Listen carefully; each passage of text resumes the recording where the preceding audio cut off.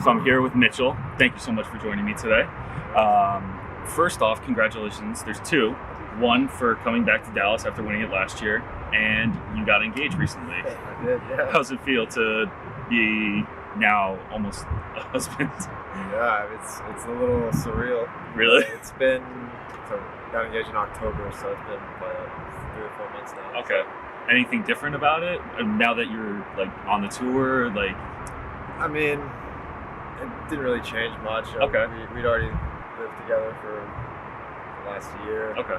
She traveled with me a lot the year before that too, so we spent a lot of more time together than apart. So that's from always that the standpoint, not much has changed. And now being a reigning champion of Dallas, how does it feel? Because you're from here, you won here. How does it feel to kind of play at home and have that opportunity to defend a title in kind of your hometown? Yeah, I mean, it's always been my favorite tournament. Definitely, I'm a little biased, I've always said, but I think it's by far one of the best challengers in the U.S. for sure, and even throughout the whole world, throughout the year. And I'm really lucky to have a challenger in my home, basically where I grew up, now I live less than 10 minutes away.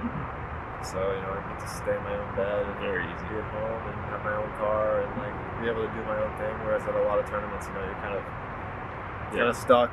Hotel, restaurants, courts, that kind of thing. It's nice to kind of be settled. Do you think it gives you more comfort and makes you more relaxed playing at home? Because that way there's kind of a less pressure because you know that you're not trying to win anyone over. You just know that this is the place where you play. That's true, yeah, for sure. I mean, just knowing that going into any match, doesn't matter who I'm really playing, I'll always have support of at least most of the crowd and all my family and friends that'll come out as well. But it's always nice kind of having that in my back pocket to rely on in some tough matches if I need it. And yesterday I know you were on the podcast with Noah and Mike. You mentioned to Mike, we talked about Torchy's. So I wanted, as a Dallas native, there's Torchy's and there's a bunch of other places. So in your opinion, what are the top 5 places to eat in Dallas for quick food? And then what do you get at each one? I mean, right away, my top 2. Okay. For sure, Torchy's. Torchy's. What do you get? I said yesterday, the Trashy Trailer Park. Trashy Trailer Park. By far. I like the Democrat. It's really good. That's not my political view. That's just that's just what it's called, and it's delicious. Believe it or not, yeah. No, but I mean, I don't know what makes it so good, but it's delicious. It's like one of the few places that anytime I'm home for a week or so, I always try to get Torchy's at least once. And then obviously now that I live here, it's a little different. But before, when I didn't live here, when I was living in Florida, I would come home, a few times a year, and that was always the first place. First place, straight out of the airport. That's what. And I was gonna say my number 2 is Whataburger for sure. Really, what is it about Whataburger that people love? Because I had it once.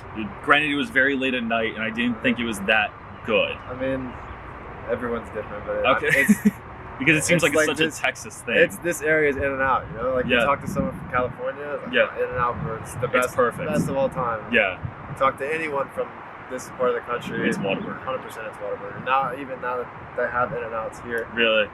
Not Shake Shack? You're not a Shake Shack guy? I love Shake Shack, but okay. I put Shake Shack and Whataburger in a slightly different category. How come? What do you? I don't consider Shake Shack fast food. Really? It's more of interesting, like a fast casual. Casual, like you can sit down. Drive through, exactly. You sit there, you order it, you sit down, and then bring it out. I never thought about it that way. I mean, I always say though, Whataburger over In-N-Out, just because In-N-Out's the menu's so small. Whataburger, if you want breakfast, you got breakfast. What do you get for breakfast at Whataburger? I'm telling you, you got the honey butter chicken biscuit. Honey butter chicken biscuit. It is amazing. Okay. I guarantee you. Tomorrow morning, I'm going to bring it. You might not like Whataburger as a whole, but if you don't like a honey butter chicken biscuit. Okay, I'll do that. So we have Torchy's, Whataburger, and there has to be a couple others that you have to recommend. There is a really, really good barbecue place. What's it called? It's called Pecan Lodge. Pecan It's kind of Lodge. like downtown. Okay. But it's one of those kind of places where if you don't show up early in the morning, you're waiting for at least an hour plus, especially on the weekends. Really? Okay. It's one of those places, and then they obviously once they run out of meat, that's it. Really? And they're done. They don't have normal hours.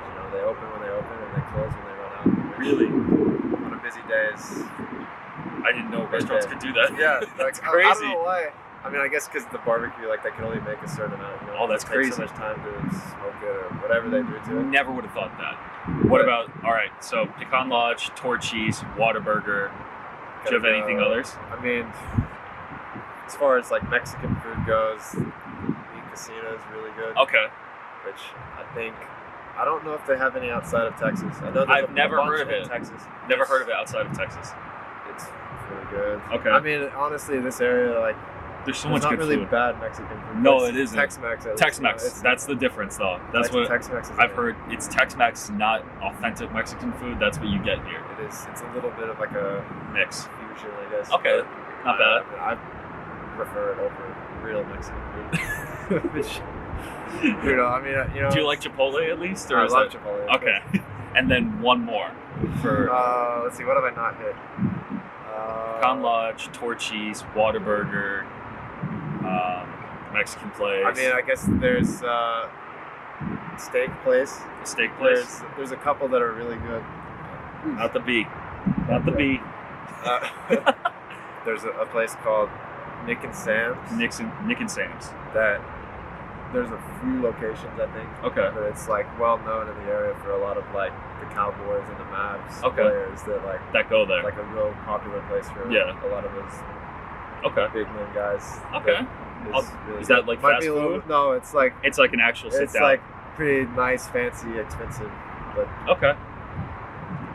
You never know who you're gonna run into. Exactly. So. Well, you're the big Dallas fan, so you have so many pictures with Dirk Nowitzki on your Instagram. I've met him a few times. He actually has come out to this challenger. Really?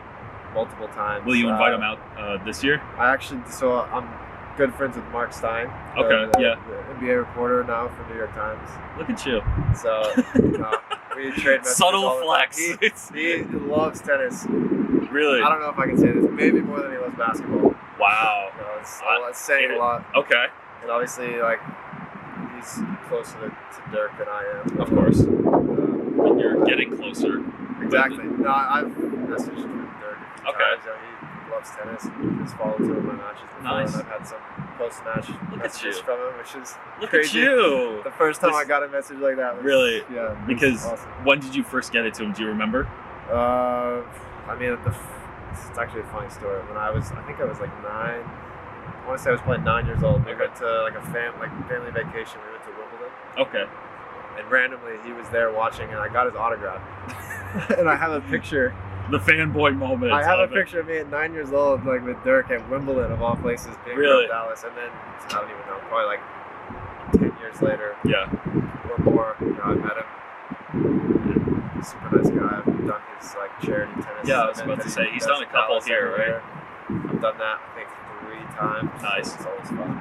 And, got to meet a lot of the Mavs players and coaches. This is like a really big moment for you. No, I always make it like a point to come home for that. You know, try to help out when I can. Is the next the Dallas Cowboys players, or is that? That's a little tougher because they've never been able to do that same charity game. Okay. It's always during the season. But, Okay. I mean, I love the Mavs and I love the Cowboys. So I'm a Giants fan. We currently suck. So I mean, it's not the ideal. Better, you know? It's not ideal, but you have might look a little better, but it looks a little better on paper. Not much better. Not much better, but hey, thank you so much for joining me today. Definitely check them out. Hopefully you do well again this year. Hopefully you can repeat. Thanks. But thanks again for coming. No, good luck. Appreciate it.